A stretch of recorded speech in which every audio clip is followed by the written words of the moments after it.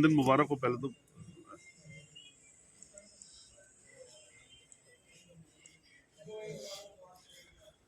आप अपने जन्मदिन पर क्या विशेष संदेश देना चाहते हैं, क्या कहना चाहते हैं? आज आप 55 बरस के पूरे हो गए हैं, क्या 55 बरस के पूरे हैं, दिल बचपन का आपका, ये कहना पूछ रहे हैं आपसे। देखिए, आज मेरे सभी कार्यकर्ता साथियों ने मिलकर एक हवन का आयोजन किया था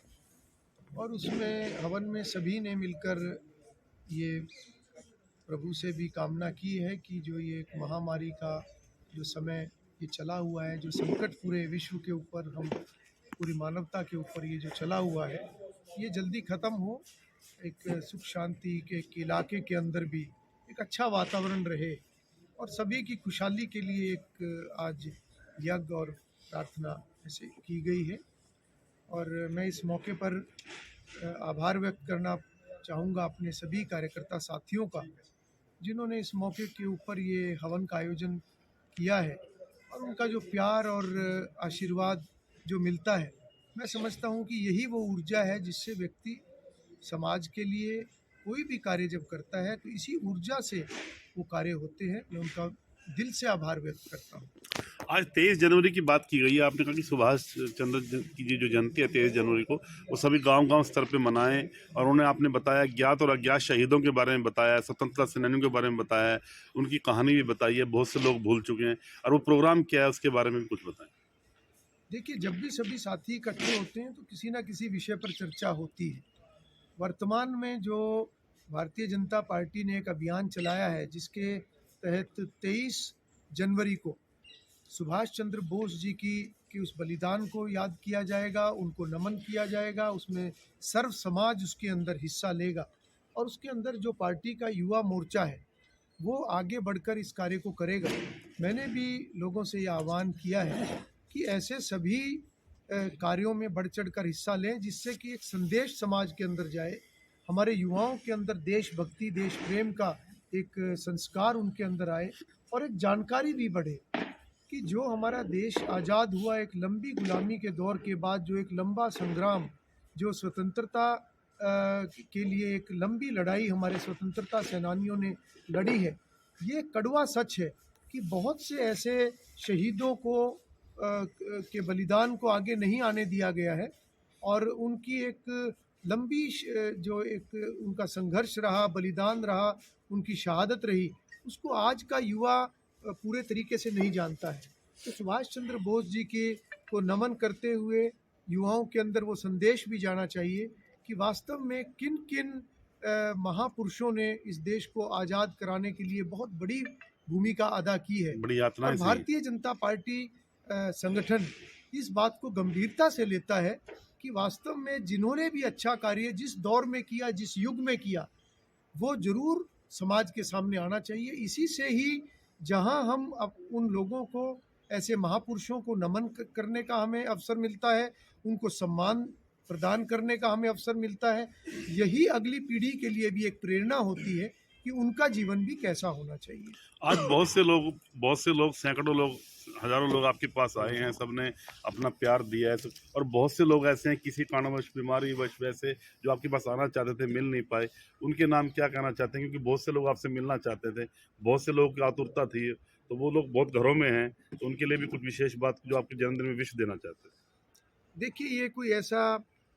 आयोजन नहीं था जिसको कि कोई तय करके किया हो। एक प्यार है कार्यकर्ताओं का, साथियों का, जो ऐसे मौके पर सब इकट्ठे हो जाते हैं। कोरोना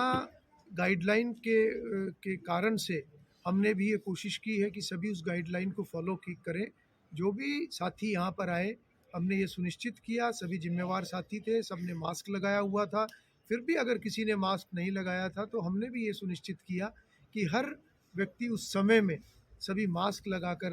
रहें। और मैं आभार व्यक्त करता हूँ कि उन्होंने एक प्यार जो दिया है, आशीर्वाद उन्होंने दिया है, और ऐसे जिन्होंने फ़ोन के माध्यम से, सोशल मीडिया के माध्यम से, व्हाट्सएप के माध्यम से जो जन्मदिन की शुभकामनाएं दी हैं, मैं उनका भी हृदय से आभार व्यक्त करता हूं। और ऐसे समय में हमें कोरोना की गाइडलाइन को फॉलो करना चाहिए। जितना हो सके हम अपने घरों में रहें, अगर ज़रूरी है बाहर जाना है, अपने कार्यों से बाहर जाना है, तो हम ये सुनिश्चित करें कि कोरोना की गाइडलाइन को हम फॉलो करें, चाहे वो मास्क लगाने की बात है, चाहे वो सामाजिक दूरी बनाने की बात है। और इस कारण से भी जिन लोगों ने फ़ोन से संपर्क किया है या अन्य व्यस्तताओं की वजह से उन्होंने संपर्क किया है, मैं ऐसे सभी की शुभकामनाओं के लिए सभी का आभार व्यक्त करता हूँ। 55 बरस के हो गए आज आप, और 55 बरस के होने के बाद आज आपने जो है पिछले कई सालों का संघर्ष है आपका, 30 साल की यात्रा है आपकी, और आज आपने बड़े अच्छे मूड में सबसे बात की है, हमेशा करते भी हैं कई बार। और दूसरी बात ये जो कहना चाह रहे हैं कि अब कौन सा संकल्प रहेगा, क्योंकि घरौंडा को आप 50 बरस में जो है एक नए आयाम पे ले आए हैं, एक इबारत लिख दी आपने और बहुत बहुत से विकास कराए। आज क्या संकल्प लिया मन में, क्योंकि आप संकल्प लेने के लिए जाने जाते हैं मन में, आप क्या कहना चाहते हैं? देखिए 55 वर्ष पूरे होने पर मैं इतना ही कहना चाहूँगा कि जब से होश संभाला है या उसके बाद जब से अपनी पढ़ाई ख़त्म की है, मैं सामाजिक जीवन में हूँ। सामाजिक जीवन में एक हँसते खेलते ये सारा सफ़र गुज़रा है, और इस यात्रा के अंदर सभी साथियों ने बड़ा संघर्ष किया, और मुझे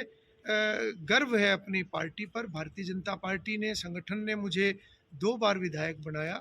और मैंने भी ये कोशिश की है कि जो भी मेरा दायित्व एक विधायक के नाते बनता है, वो मैंने उसको पूरा करने की कोशिश, ईमानदारी से काम करने की कोशिश मैंने की है। और मुख्यमंत्री मनोहर लाल जी के नेतृत्व में, उनके आशीर्वाद से घरौंडा विधानसभा ने अभूतपूर्व विकास इन 7 सालों में किया है। और आज के दिन भी मैं यही संकल्प, अपने सभी साथियों ने, हम सब ने यही संकल्प लिया है कि आने वाले समय में भी हम जितना हो सकेगा, जहाँ संगठन की मजबूती के लिए काम करेंगे, वहीं जनप्रतिनिधि के नाते मेरा ये दायित्व बनता है, मैं इस कार्य को इसी तरीके से इलाके के लोगों के लिए मैं इस समय को इस्तेमाल करता रहूँगा। जितने विकास कार्य हुए हैं, उसके बाद जितने बचे हुए हैं, उनको पूरा करना, यही हमारा संकल्प रहेगा। और साथ ही साथ समाज सही दिशा में आगे बढ़े, ये भी एक जनप्रतिनिधि के नाते मेरी एक बहुत बड़ी जिम्मेवारी, हर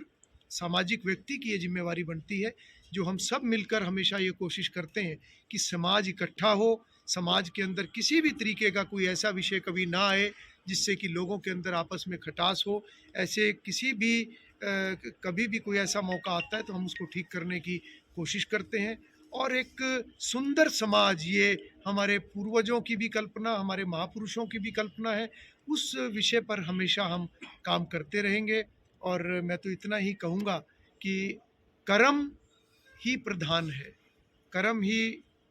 जो है जीवन में, वही हर व्यक्ति को करना चाहिए। और अगर हर व्यक्ति अपने काम को ईमानदारी से करे, निश्चित रूप से वो ना केवल अपने परिवार को मजबूत करता है, पर वो समाज को भी मजबूत करता है, राष्ट्र को भी मजबूत करता है। सभी युवाओं को भी मैं यही अपील करना चाहूँगा कि हमारे पूर्वजों की, हमारे महापुरुषों की जो एक कल्पना थी, जो उनका एक संदेश था, उस संदेश को हम चरितार्थ करते हुए अच्छा अपना कार्य जीवन में करें, और समाज की मजबूती, राष्ट्र की मजबूती में हम अपना सहयोग, हम अपनी सहभागिता ज़रूर सुनिश्चित करें। हैप्पी बर्थडे कल्याण साहब, आपको बहुत बहुत बधाई। आप चिरायु हों, आप स्वस्थ रहें और दूसरों को इस तरह से दुआएं देते रहें, इस तरह से आप दूसरों को खुशहाल रखें। बहुत बहुत धन्यवाद।